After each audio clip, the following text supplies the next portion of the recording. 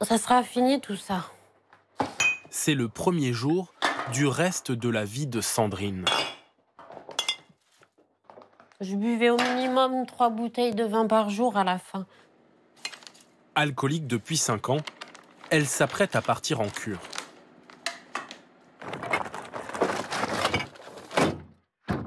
Je fais du vide. Je fais du vide et quand je rentrerai de cure, il n'y aura plus de bouteilles chez moi. Ranger, trier, faire ses valises. Des gestes du quotidien devenus pour Sandrine des épreuves. Mes lunettes, je les ai mises. Les lunettes de soleil aussi. Ah, les chaussures de sport. Faire une valise, pour moi, c'est très compliqué de me projeter, de savoir ce qu'il faut prendre. Ça fait 5 ans que j'essaye, que j'échoue, mais là, je pense que ça va être la bonne. Je le souhaite véritablement. Avant, Sandrine était sportive, toujours en vadrouille. Elle travaillait comme éducatrice spécialisée et suivait une formation d'acupuncture. La fin d'une relation toxique l'a plongée dans l'alcool. Elle est désormais suivie au service d'addictologie du professeur Brousse, des soins pris en charge par la sécurité sociale. Bonjour madame, bienvenue chez nous. L'alcool, c'était quotidien, cet alcool? Ouais. Avec des alcools forts plutôt ou pas forcément? Les bières fortes, Ouais, bon, en grande quantité quand même. d'accord. Sur toute la journée, plutôt Toute que la ça? journée. À partir du moment où j'ai arrêté de travailler, je buvais même plus mon café. Ah, Ouais, là, je suis que vous fatiguée, aviez? très Ouais. très fatiguée, Ça se voit. physiquement et moralement. Bon, ben on va remonter ça. Ah ouais. Non, on va y arriver. Pendant 6 mois, nous avons suivi Sandrine. C'est haut, c'est bas, à travers les vidéos qu'elle nous a partagées, son journal de bord. J'ai des courbatures comme si j'étais malade, des sueurs, des palpitations. C'est un moment désagréable. Je sens que ça bouge, hein, c'est pour ça que j'en ai bavé là, cette dernière semaine. Mais là, je retrouve de l'espoir et de l'énergie.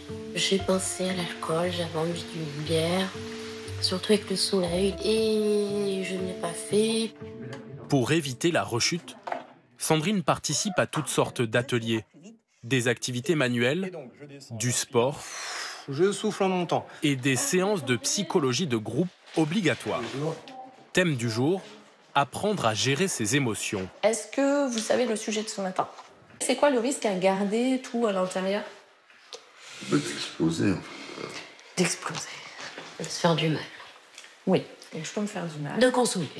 Quand on a beaucoup conditionné le cerveau à dès que je suis triste, je consomme pour apaiser ça, bah, le cerveau, lui, il a cette habitude-là. Objectif, décoder ses émotions pour vaincre les tentations, partager son expérience, rompre l'isolement. Il y en a qui ont encore beaucoup d'envie, là, ici, aujourd'hui. Ouais. Ouais, il y a encore pas mal d'envie. J'ai eu des périodes d'abstinence. Quand j'ai repris, j'en prenais plus qu'avant. Ma mère m'a toujours dit quand on veut, on peut. Moi, je lui dis quand on veut, on peut pas toujours. Je suis une maladie de merde. Dites-le, c'est une maladie de merde. On est d'accord. Et qui est très mal comprise aussi, souvent par la société, par les autres. Une incompréhension de l'entourage, car l'alcoolisme n'est pas toujours perçu comme une maladie. C'est une maladie parce que notamment, ça change vraiment le fonctionnement du cerveau. Alors, si on fait un IRM d'un cerveau non addict et d'un cerveau addict, c'est pas la même chose qui se joue dans le cerveau, vraiment. Donc il y a un vrai changement. Et c'est ce qui fait, quand les patients ont dit tout à l'heure, quand on veut, on peut, et c'est ce qui fait que c'est beaucoup plus compliqué que ça.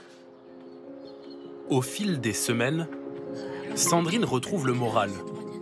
Elle profite de permissions pour renouer avec ses promenades dans la nature. On doit rentrer à l'hôpital, là, il fait beau. Je vais essayer de faire des marches et de retrouver une dynamique. Mais vers la fin de son séjour, l'équilibre vacille. Sandrine rechute. Donc là, aujourd'hui, c'est la première fois où je reconsomme de manière incontrôlée, on va dire. J'aurais pas dû boire. De retour en cure, Sandrine doit faire le point avec le professeur Brousse. On sait que ce sont des maladies qui rechutent. On dit pour arrêter de fumer, il faut arrêter 5 fois. Pour toutes les addictions, c'est en moyenne vrai qu'il faut, pour un certain nombre de patients, revenir plusieurs reprises. Mais il ne faut jamais se décourager, il faut toujours accompagner parce qu'à un moment donné, ça finit par payer. Bon, ben, des fois, ça prend du temps, on voit revenir les patients, on se connaît. Bon, ben, finalement, c'est un parcours de vie qu'on fait ensemble, mais je pense que c'est aussi ce que sont les maladies qu'on soigne.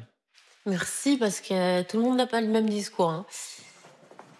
Ici, seuls 30% des patients sortis d'une première cure ne rechutent pas.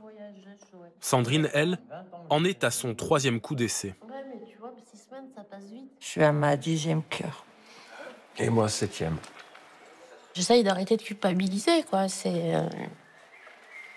une maladie chronique, comme il a dit. Sandrine, elle tiendra. Merci, Joël. Hein? Merci. Non, je t'en prie. Le sommet est encore loin, mais Sandrine a repris l'ascension. Elle a prolongé son séjour au centre de 6 semaines supplémentaires, 2 mois d'abstinence, un pas après l'autre.